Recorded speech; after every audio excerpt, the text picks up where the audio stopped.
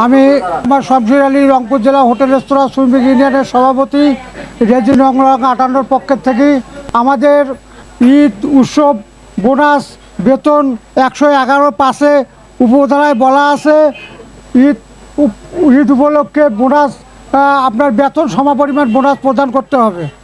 আমরা সেই উপলক্ষে প্রতিটা মাহাজন রংপুরের সকল মাহাজনকে চিঠি দিয়েছি, চিঠি দিয়ে অবগত করেছি যে বেতন সমান পরিমাণ বোনাস প্রদান করিয়া 23 রমজানের মধ্যে ছুটি প্রদান করতে হবে।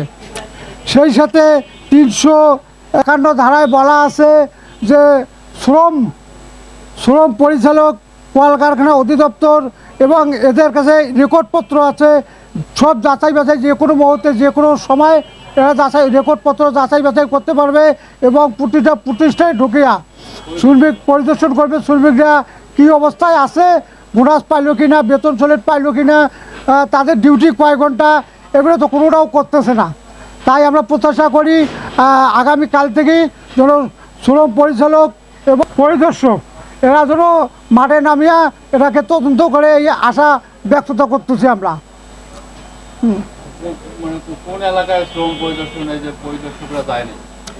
না, রংপুরের কোনো এলাকায় যায়নি। আমরা রিপোর্ট খোঁজ নিয়ে দেখতেছি, এখনও কোনো রিপোর্টে ওরা কোনো জায়গায় এখনও হোটেলে যা তদন্ত করে নাই, কোনো দোকানে কোনো প্রতিষ্ঠানে। যাই হোক, এই জন্য আমরা অনুরোধ করতেছি তাদেরকে প্রতিটা প্রতিষ্ঠানে ঢুকে পরিদর্শন করার জন্য।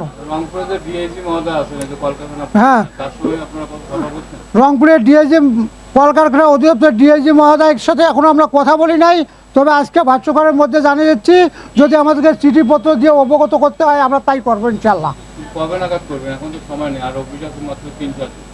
অফিস 3-4 দিন আছে, আমরা কাল পরশু করতে পারি, সমস্যা নাই ইনশাল্লাহ। আর অফিস তো শ্রম দপ্তরের শ্রম আইনের অফিস তো ছুটি হয় না, সর্বক্ষণে ওদের ডিউটি থাকে।